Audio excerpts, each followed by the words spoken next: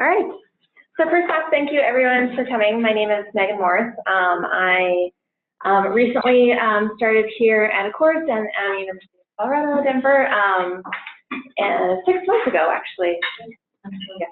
So I'm excited to be here today, and welcome to the relaunching of the Qualitative Research Methods Forum.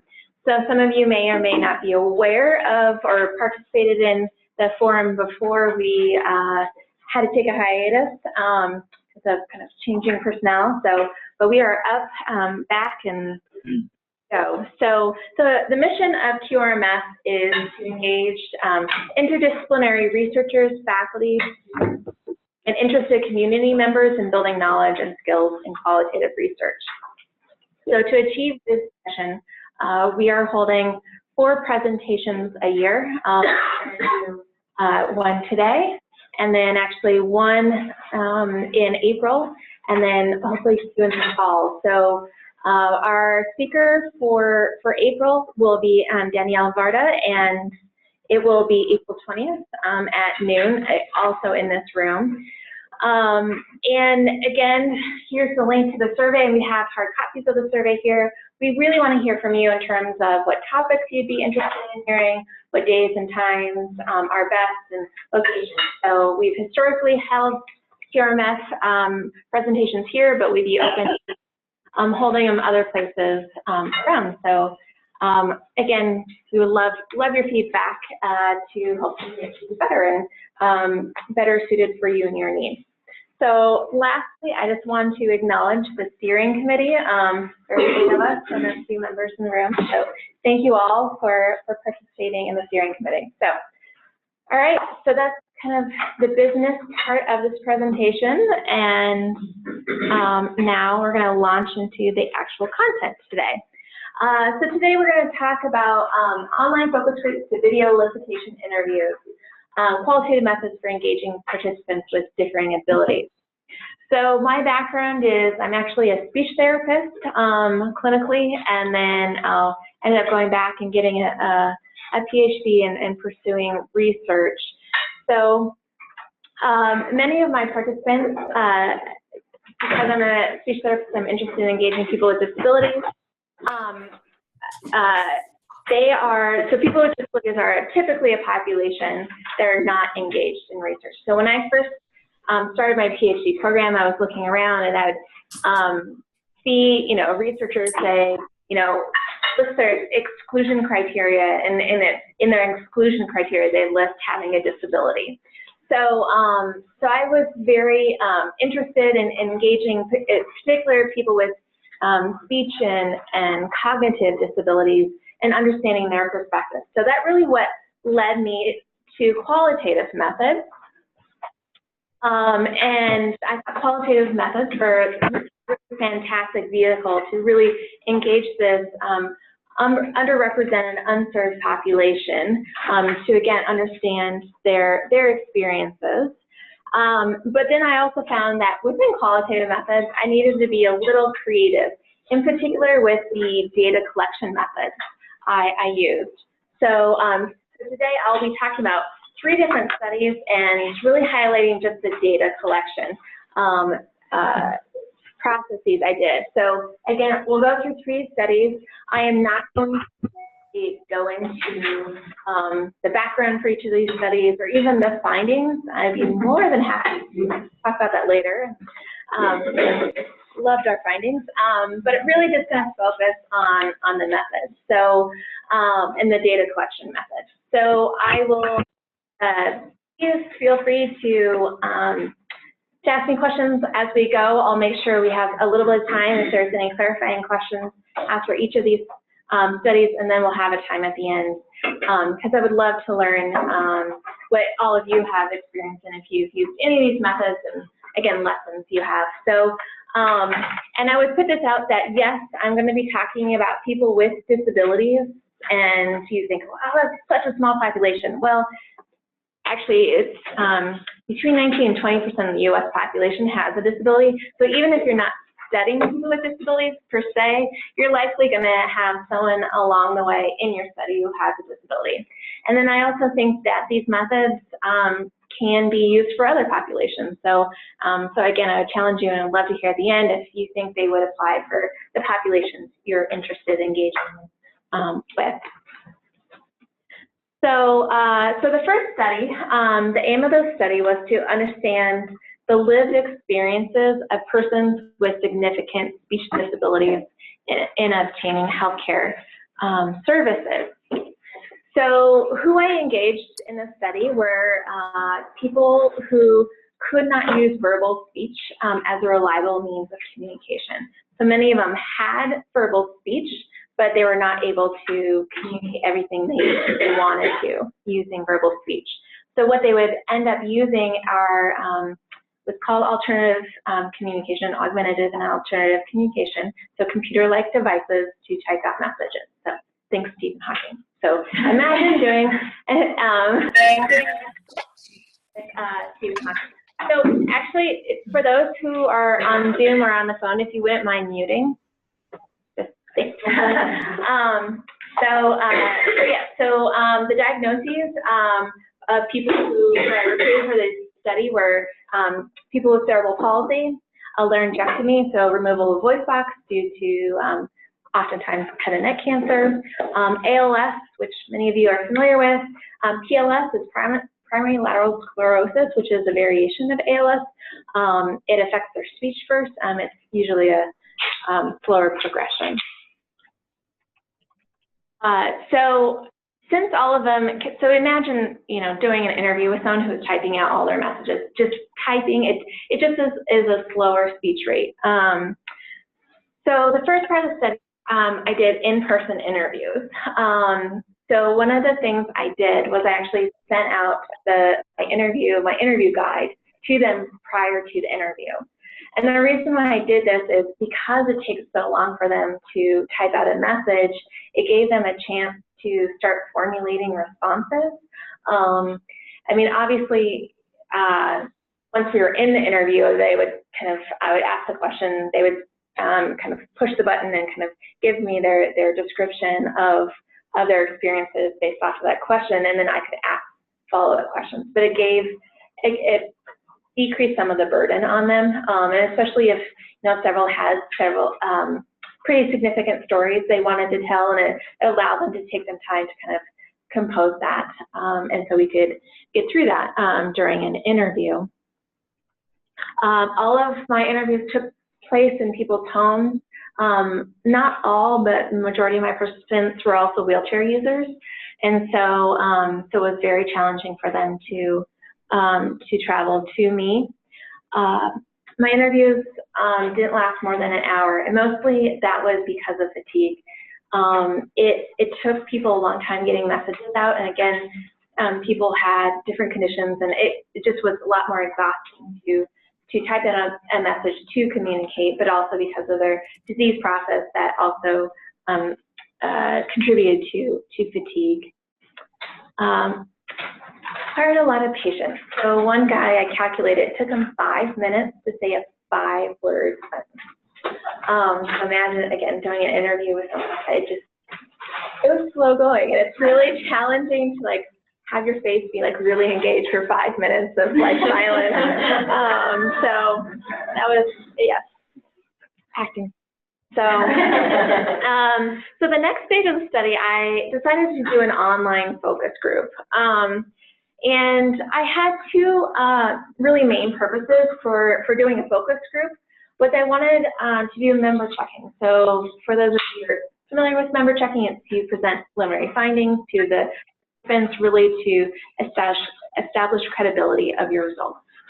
The other is because I maybe didn't get to ask all the questions I wanted to during the interviews, it gave me another chance to ask additional questions. And the reason why I did it online is that I knew that it would have been impossible to hold an in-person focus group because of the time it required people to generate messages, also for the transportation reasons. So I held two focus groups. Had 4 people in them, and I ended up splitting them between people with developmental disabilities and acquired disabilities. So a little kind of side note of why I did that. So if you notice, my participants were people with developmental disabilities such as cerebral palsy and people with acquired disabilities such as ALS. And originally, the other members of the study team said, oh, you can't, you know, for content reasons, you can't put those two groups together. They're going to have vastly different experiences. And I found out that they actually have very similar experiences, but what was very different is their narrative style. So people with cerebral palsy who have had speech disabilities all their lives, it takes, you know, takes patience on the listener to sit there and listen to a story, so they don't have, even though they are cognitively, they just don't have the narrative skill to tell you a whole story about their experiences. So I had to do a lot more guided kind of walk through their experiences and like a story about going to the doctor. If you don't mind on the phone, putting it on mute, we can hear it.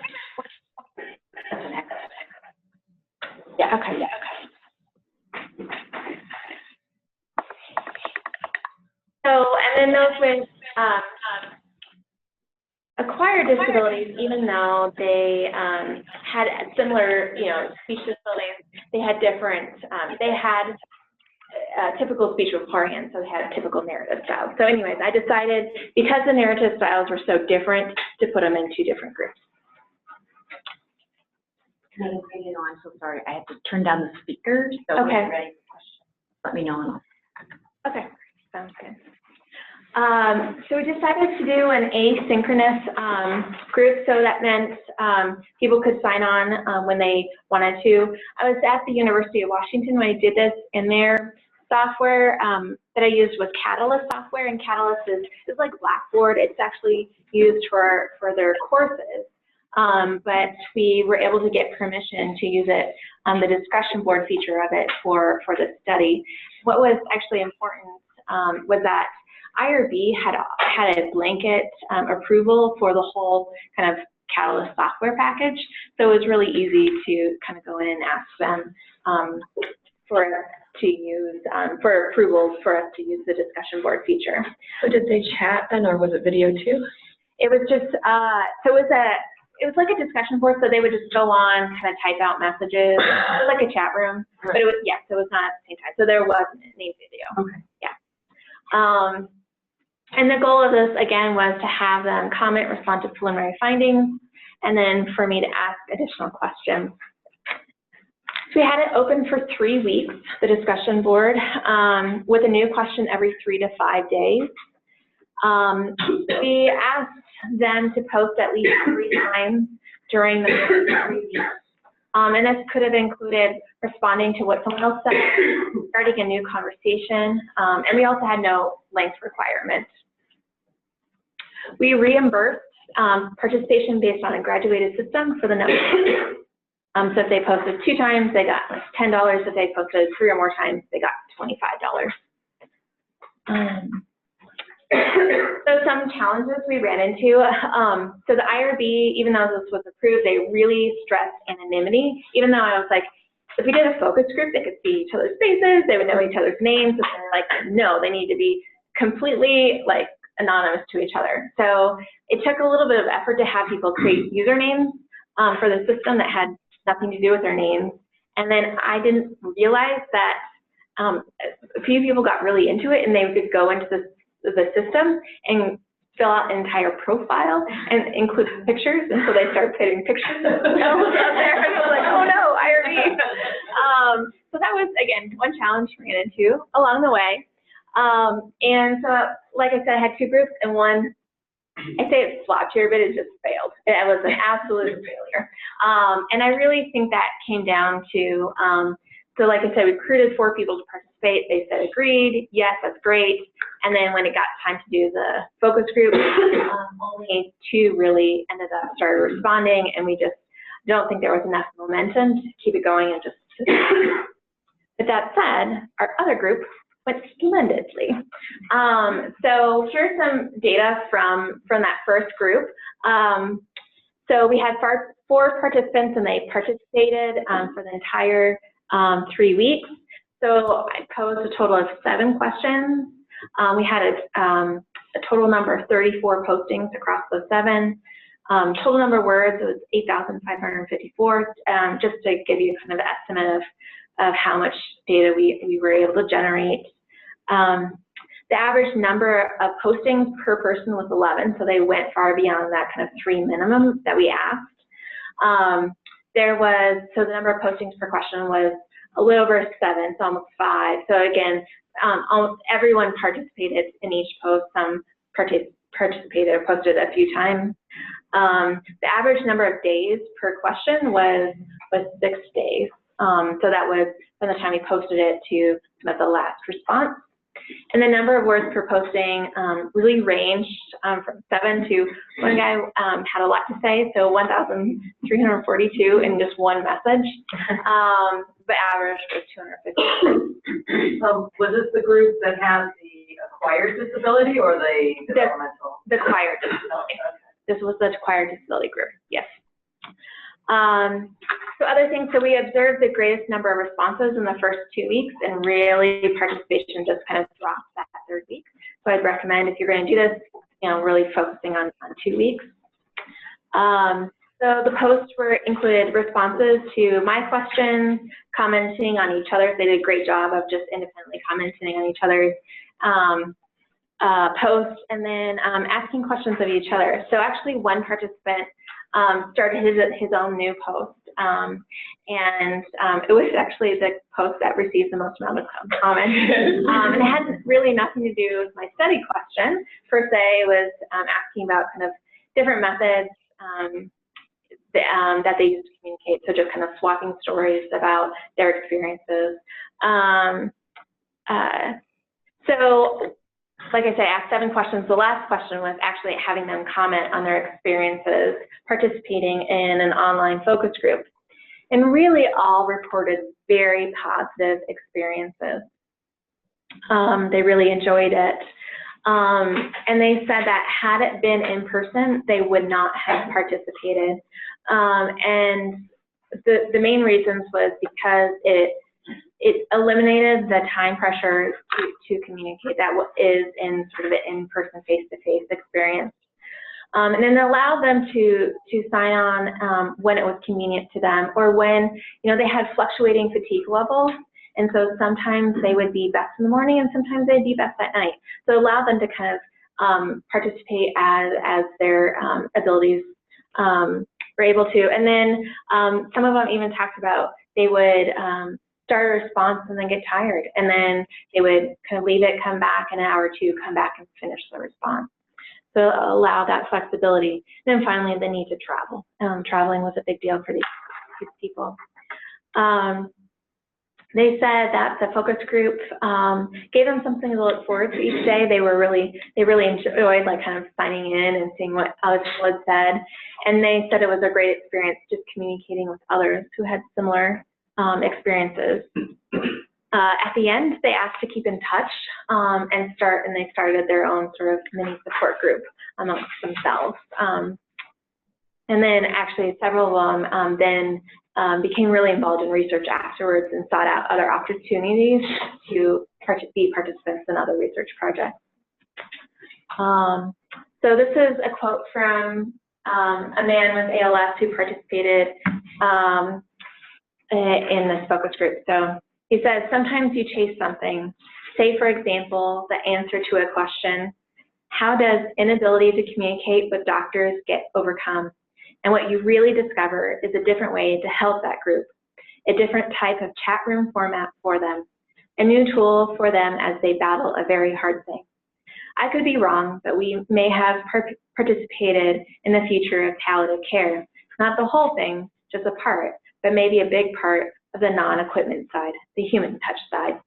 So I wasn't doing anything revolutionary here. I mean, there's definitely lots of discussion boards out there for people with all types of conditions, but for some reason this group, it really resonated, this small group. And what I think it taught me also is just realizing, as a qualitative researcher, or as a researcher, you go in and like do your study and you leave, and but realizing that you are having an impact on these people's lives. And it really, this was a changing point for many of them. So that's this first study, and I was going to move on to the second. Oh, lessons learned, sorry. So I really enjoyed this online focus group. It really allowed me to gather very valuable and actually, I think, led to much richer data. I'm not sure if I would use this as a primary means of data collection. Our responses were, again, average was about 250 words. It was good about asking questions, but I wasn't able to really, I would sometimes ask follow-up questions, but those were harder, they didn't respond to those as much. So, it wasn't able to get that back and forth you do as in an in-person interview. So I thought it was great for this tracking, kind of validation, but also kind of going a little bit deeper into a few areas. It was great for that. And I just finally think this was a really important method for this population. Again, they said had it been in person, they would not have participated.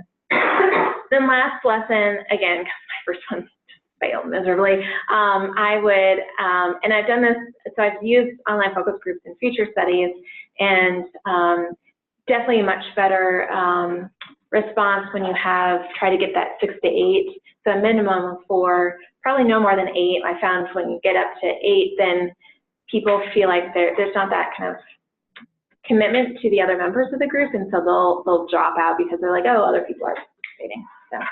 So those are my lessons learned and recommendations for doing online focus groups. So I'm going to move on to the second study. Any questions, kind of clarifying before we start? Yeah. How did you take the data and analyze it? Like, about the fact that people were in different places as far as and then I have one other question, which is, did you analyze the responses of participants to other participants at all? Yeah, so how I analyzed it is I just basically took the transcript of the responses and just treated them like a transcript in a focus group. And, I didn't really get into kind of the methodology that I selected, but you might have guessed I used phenomenology. And so just really kind of elucidating their experiences. So I really actually didn't treat it any differently if they, like the quotes that came from focus groups versus interviews, or kind of responses to each other. Just, yeah. Yeah. That's excellent, and I think it offers a lot of the potential. Have you thought about the possibility of expanding this to non-disabled people? Yes. So a few years ago, I did a study. It was I was at the Mayo Clinic, and we were recruiting women for this prenatal care intervention, and women were from diverse kind of geographical regions. So some of them were actually in rural areas, and so we recruited them to kind of understand their experiences participating in this clinical intervention. And I would say, again, similar responses. We recruited more people. We tried to get to 8 to 10, but we usually had 6 to 8 people respond. Our responses on that was much shorter, and I think that was because of the software we used. We used a software that was available, again, this is at Mayo Clinic. There, it's called Yammer. It's basically like a Facebook style format, and so. And I think because, when you type a message, it's like I don't use Facebook. So when you I don't know what it's called. The message, like if you want to put a post or something, it's like a small little window. And so I think that really kind of probably implicitly, like people had really shorter responses there than this was like, you had a big box to fill in. I was just going to say, I use online focus groups with young adults trying to quit smoking. We were trying to inform on text messaging information. We didn't have box restrictions, and they didn't say a whole lot either. Yeah. So, I mean, it was kind of like as many words to get my kind of, that's what it kind of felt like. They just didn't want to go into a lot of depth online. So it might be just your group. Yeah. Your population. Yeah. Another question related. Yeah. If I understand you correctly, the difference from the online versus the live. The major difference is that you are not directly involved, not directly interacting with the participants. I would say it's more similar to like an in-person focus group. Like I would pose I pose the questions, and then they would respond, but then also comment on each other's. But do you comment in the process of the participants? I would, especially say, oh, this is really great. Thanks for that story, and that's really helpful. Or if there was a clarifying question, I would ask that, say, exactly what did you mean by X, Y, Z? But again, the clarifying questions, there wasn't a ton of response to those. So they kind of just want to go in and kind of, they're more interested in talking about the big stuff. So It's just the VA thing. I was just wondering, in relation to. I want to make sure they're spending the taxpayer money wisely, Because that was primarily them wanting to like converse with each other as opposed to you, or were there like certain platform restrictions that may have like made them not notice your clarifying questions the way they would other content? Or I think it was probably a mix of they were more interested in talking to each other, and then also just like I said, so I'd pose a question and they would be on average like four to five responses per. So I think they also would post and then like move on to the next question. okay, so if it was like maybe a different platform, you might have had a different response. Yeah. Do you mind if we move on to the? I just want to, because I have two more to go through, but we'll have plenty of time at the end to talk. So the second study so the aim of the study, you can see this is the progression of our research, is to explore patient-provider communication with patients with aphasia. So if you're not familiar, aphasia is a language disability that's typically caused by a stroke. It's important to note that it affects the person's ability to understand language and also produce language, but it doesn't necessarily affect their cognition. So an example, say, an analogy people use is, imagine going to another country where they speak a different language. You know what a spoon is, you just don't know how to say the word spoon, and you don't understand someone uses that language word for spoon. So that's kind of, again, an analogy for people with aphasia. So in this study, I actually went in and video recorded clinical encounters, again, to study what was going on. So clinical encounters when the patient had aphasia.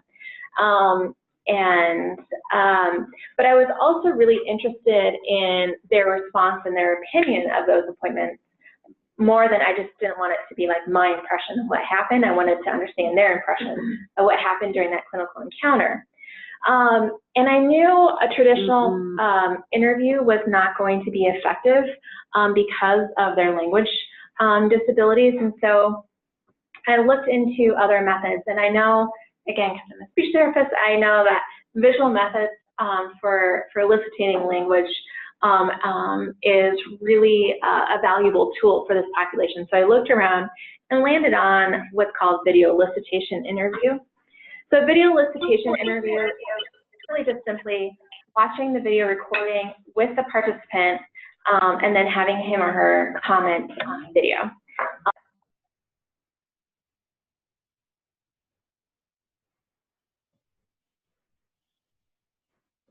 Of photo voice, it's a video photo voice, but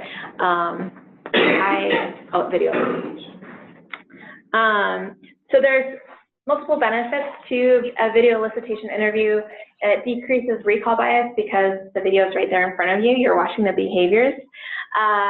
So when you're watching the video, you can have participants, reflect exactly on what was going on and say, okay, when you rolled your eyes there, why were you rolling your eyes? And then again, they can also describe what they were thinking, like, why were you, what made you roll your eyes? And the doctor said X, Y, Z. And then for this population, I really pursued it because of this language generation. Participants had this visual image of the video to help them kind of produce language and tell me what was going on. So for example, and this happened, they would, you know, we'd look at the video and they would, because we would pause the video, they'd point to the doctor's eyes and they, you know, and that helps them because there's that visual cue. So it helped them like produce the word eye, and they could talk to me about, you know, how a physician's eye contact was either good or bad, how that, you know, was helpful or not helpful. So some logistics is that, for the study, I used a widescreen laptop with external speakers. External speakers were really important because the laptop speakers were not sufficient. So really just how this worked is we would watch 2 to 5 minutes of the recording, and then I would stop and say, tell me what just happened. You know, tell me about the communication. Was it good, not good? Why did you think it was good? Why did you think it was not good? So for longer encounters, so some of our appointments, like there was a primary care appointment that was 60 minutes long, and obviously we couldn't watch all of it and talk about it all. And so we would have the researcher watch the video beforehand, which we did for all videos, which was important. Like for one, we didn't realize it, but we ended up video recording someone talking with their gastroenterologist, and the gastroenterologist was telling them that he had stomach cancer, and was like telling them that news right then in that appointment. So it was good to be aware of that as we're going into our interview.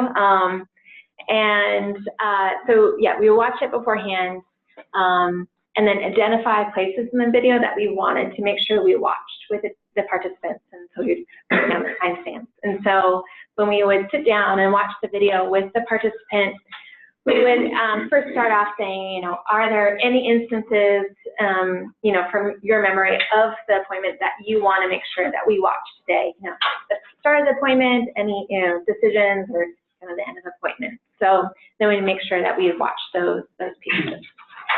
And these interviews happen within a week after their appointment. So we conducted a total of 25 video elicitation interviews with people with a range of severity levels of aphasia. So our guy who was the most severe, he actually really the only verbal, like reliable verbal direction was yes and no. So we did a whole interview with basically him saying yes and no, and using the video to kind of talk to us about what was going on. So we found that it was a great method. People really enjoyed watching it back, and I think it was very helpful. And we were able to get some rich data out of these interviews, and mainly because it just gave the participants something concrete to respond to, and not rely so heavily on abstract concepts of like, okay, what happened in that appointment? Well, it was good. Well, why was it good?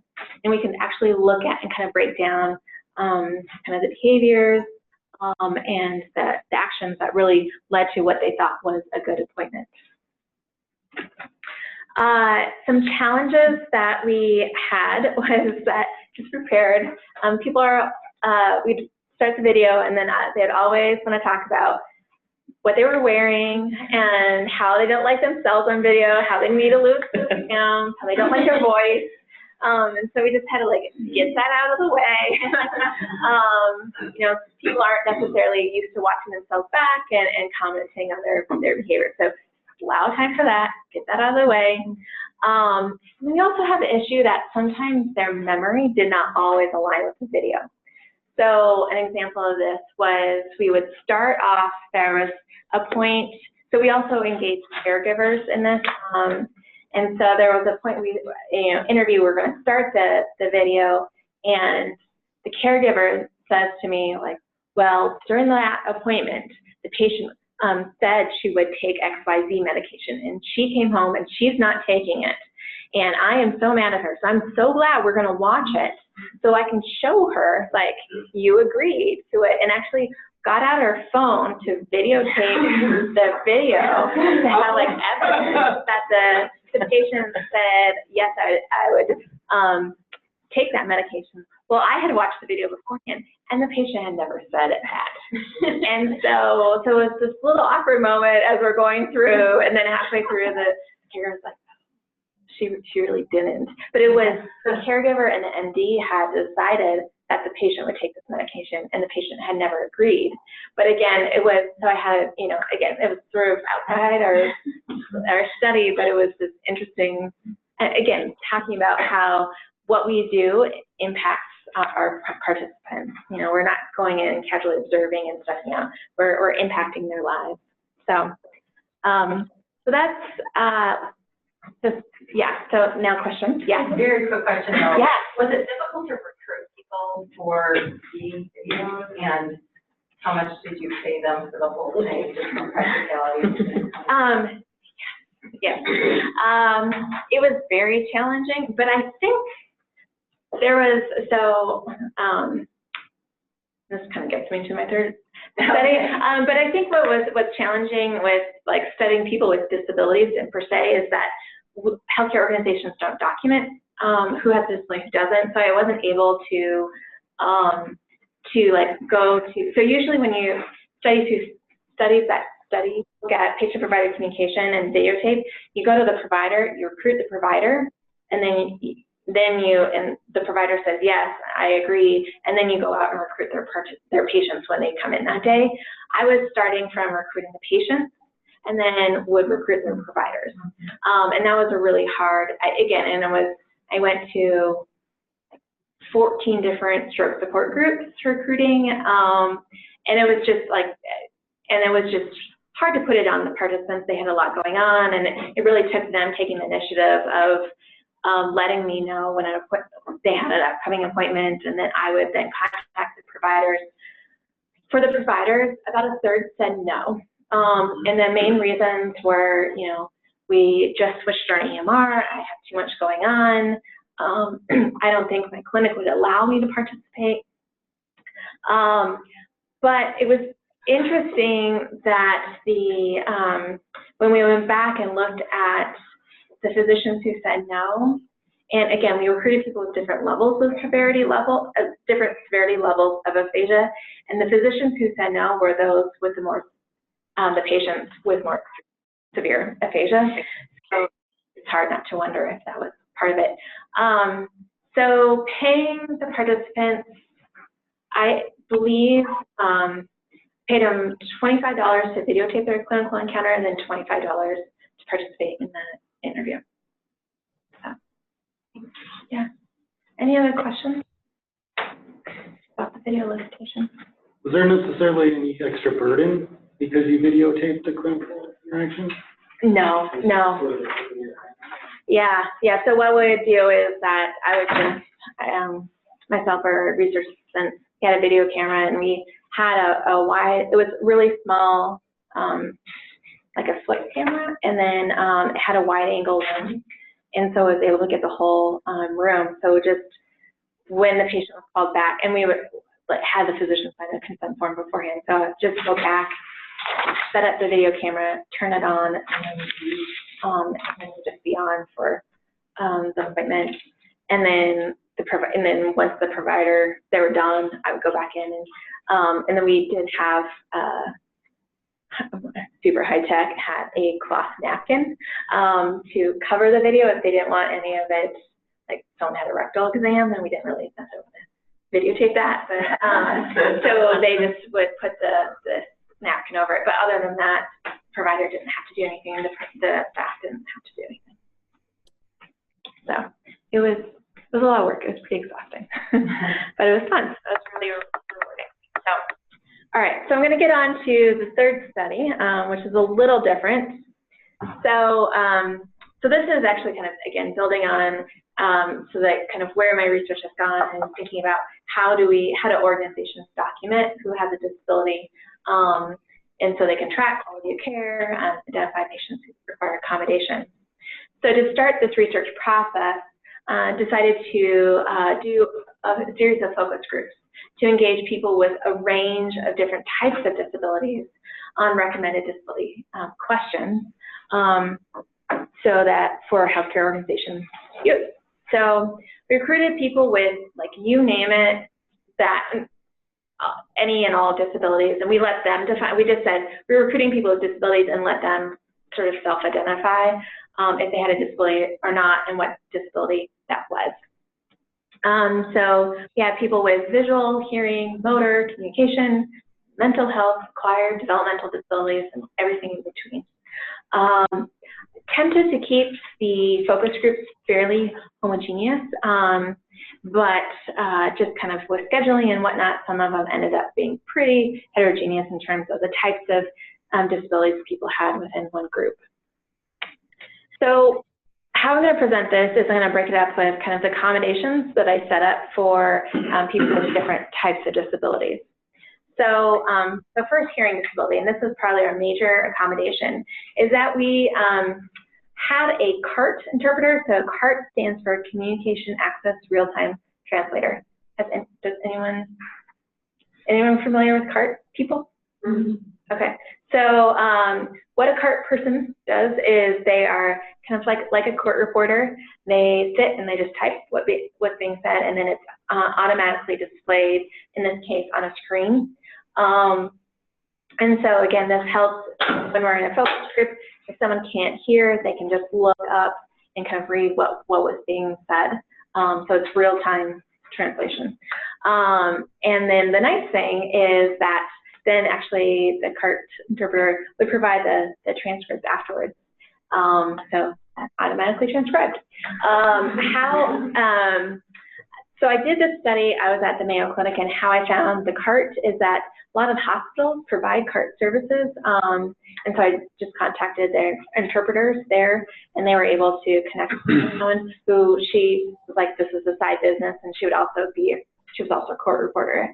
But you can, as a physician, if the hospital has it, someone who is a CART person goes with someone who's during just a medical appointment and types it out, and so the patient can just like look at their screen and read what the physician said.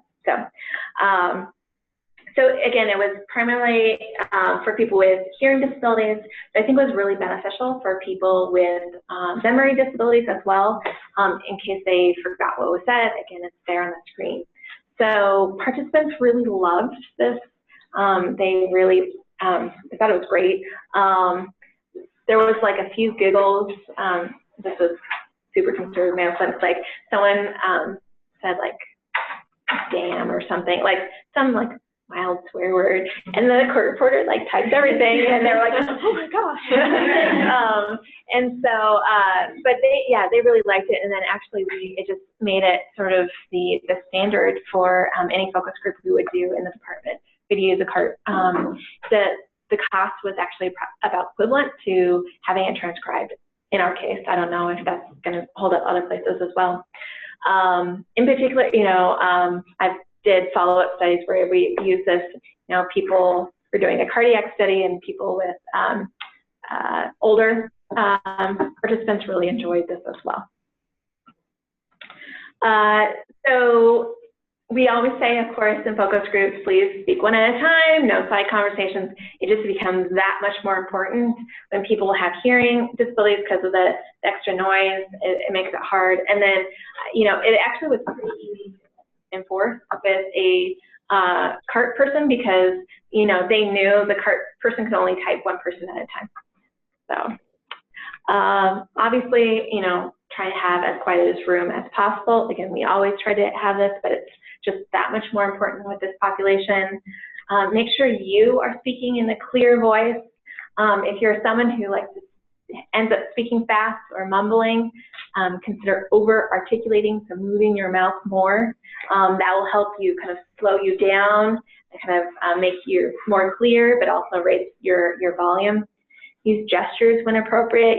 Let's talk about the good things, thumbs up, bad things, thumbs down. Bright, clear lights. So for if anyone uses lip reading as an option, so they can be able to see clearly. And then we also had someone taking notes on the large kind of like a whiteboard or like those large sticky notes. Again, the main points of what people are saying, again, for people to be able to track in addition to the CART. So for those with visual disabilities, we'd always provide kind of regular size print and then large print, so 20-point size font on high contrast, so like white on black. So those are for people with low vision. For people who are blind, I would actually send my written materials like consent forms even sometimes an interview guide beforehand, so that they're able to use like a screen reader so that they could actually review it on their own at home. And then for both, so it's a little like awkward at first and it takes some time to get used to and it's hard for people, is we'd actually have, before anyone spoke, they would say their name. So that the person or people who were blind, that they know who was speaking at the time. So, so you'd say like, Megan's comment. Then also consider asking your participants about sensitivities to light.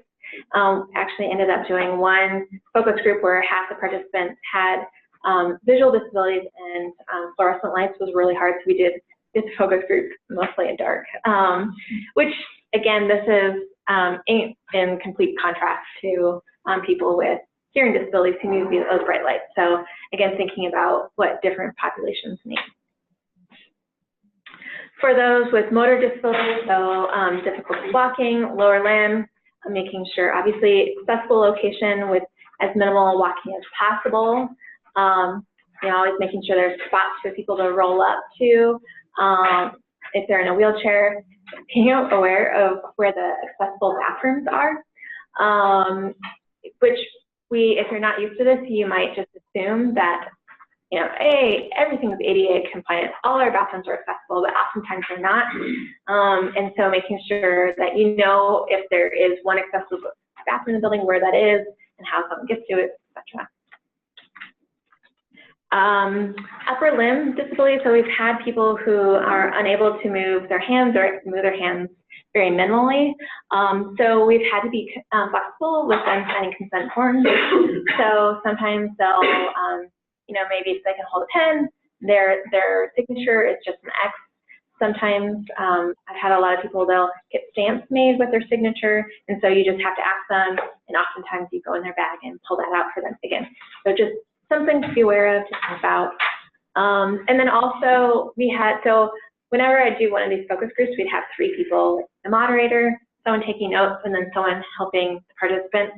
So if someone has difficulty using their hands and you're having them read a piece of paper and it's on, you know, on the table, they might not be able to see it. So someone just holding the piece of paper up for them so they can see it, because usually we all kind of hold it, I don't know, 12 inches from my face or so. For those with speech disabilities, and what I mean by speech disabilities, if someone, you know, stutters, or they have aphasia, or they have dysarthria, which is the weakness of their mouth and it's hard to get words out. It's really painful, but try not to interrupt them as best as you can if they're taking a longer time to get their message out. If they're having difficulty finding the words, so not necessarily stuttering where they're trying to difficulty producing the words, but difficulty again with word finding and they're stuck. The best thing is to say, hey, I noticed you're stuck on this word. Do you mind if I guess what that word is? Or even asking, you know, it's really important, like I'm really interested in what you're saying. It seems like you're having a difficult time saying that. Do you mind if we'll move on, but I will come back and check with you and make sure you do check on them. And then just to kind of give them that flexibility.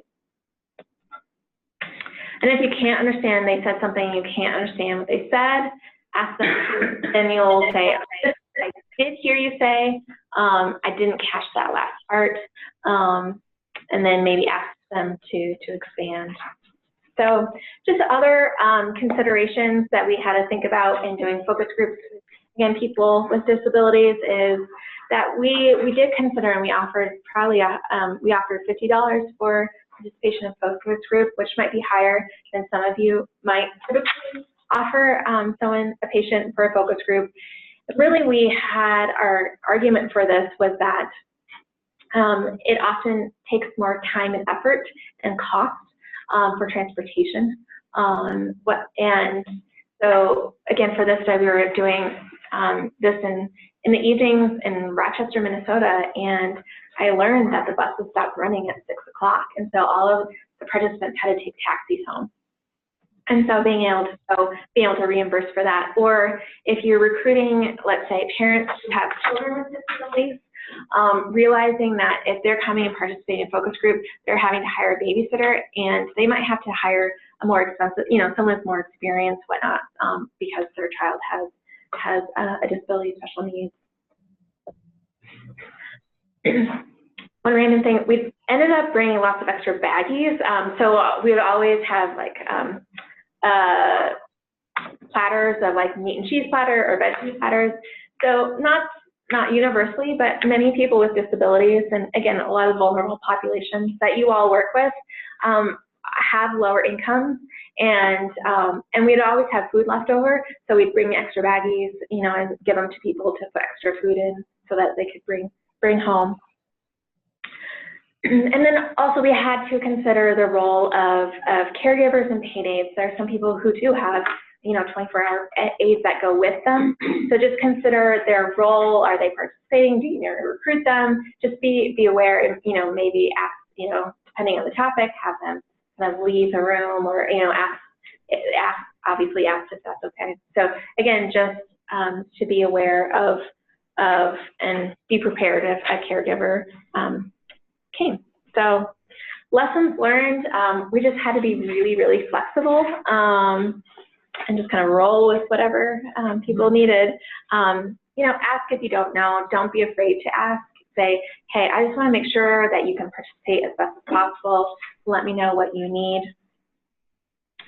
Consider when you're recruiting participants, again, yes, this was people with disabilities, but 20% of the U.S. population has a disability. So asking when you're recruiting, hey, do you need any accommodations?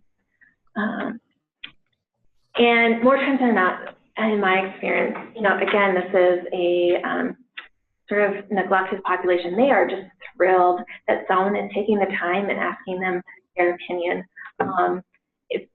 Some of these focus groups, it was kind of embarrassing. They would actually do a round of applause at the end of the focus group because they were just so excited to have this opportunity to share their experience. So, all right. So we have 5 minutes left. And sorry, I wanted to leave a little bit more time, but hopefully, yeah, we'll have some time for questions.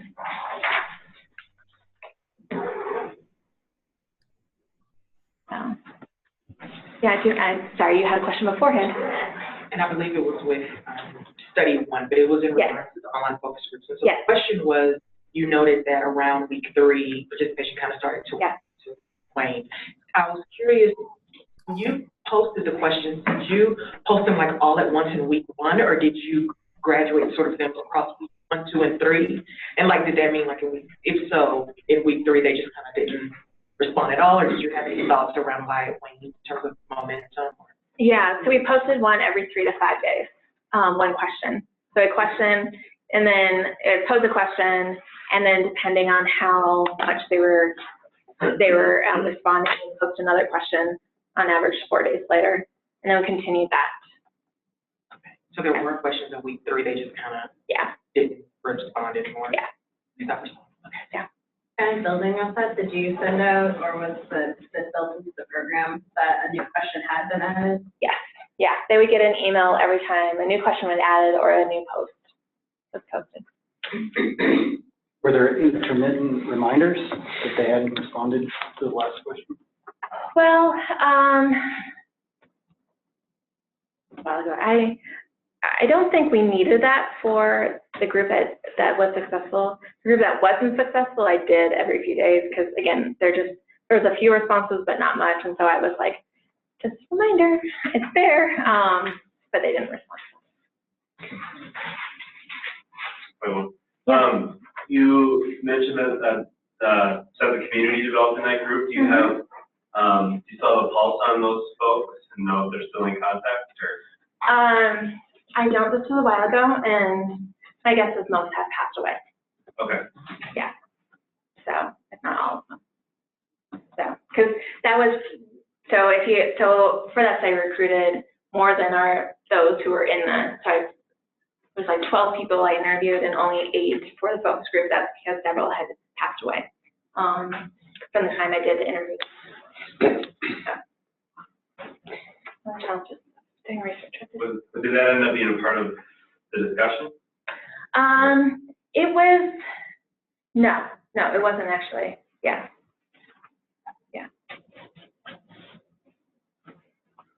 So this is a little off topic, but I'm so fascinated, so interesting. So thinking about all the challenges we have with getting people together in the same room, right? Yeah. And so this is the unfair part. It's not a disability-specific question. Yeah, I apologize. But thinking about doing synchronous, not asynchronous, but synchronous online focus groups like with Skype or things like that. I don't know if you'd be willing to just comment about that.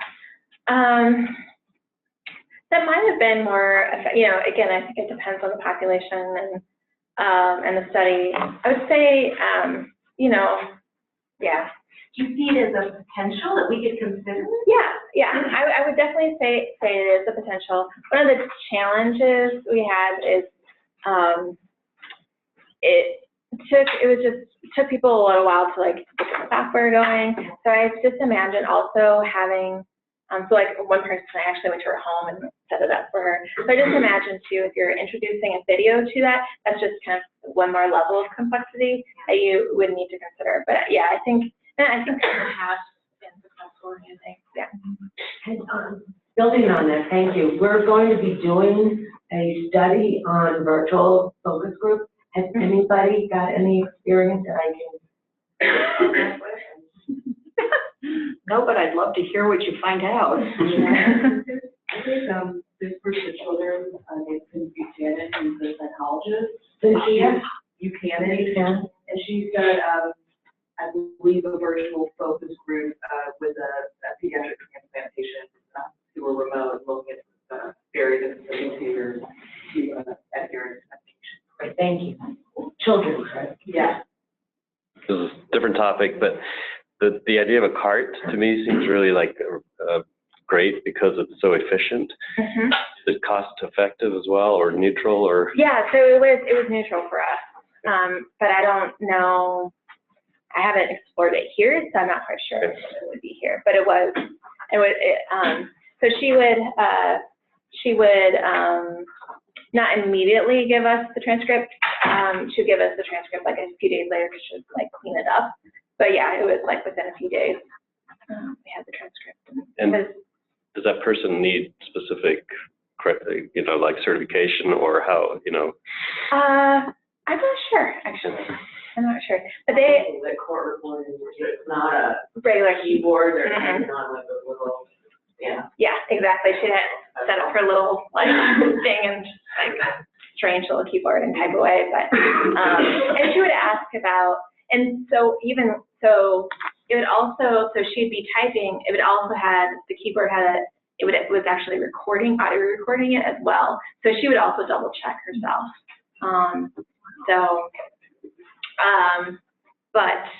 Yeah, so it was pretty accurate. Like typical transcription, she'd ask like, the ums and the uhs and things. All right, we are at the end of our time. So thank you for coming to our. So if you could make sure you fill out either hope today, like the survey to help us explain things better, and then if not, it is online too. Sign the attendance sheet, please. Which is right here if you didn't sign it. I don't think everybody did. Thank you for everyone who joined on